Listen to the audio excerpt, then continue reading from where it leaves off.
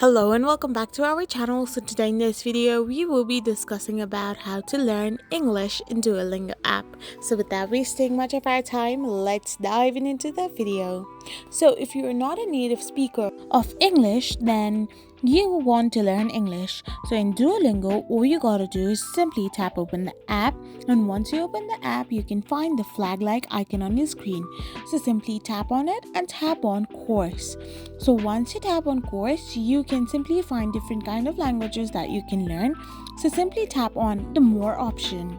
After you do so, you will be shown the languages that are a part of your native language. So here there are different languages provided. So if I am from Netherlands or I am from France, I can simply go and tap on the English section and tap on the continue button. As I have chosen German, I need to tap on change to German, which will then allow me to learn English, as every language there will be translated to German.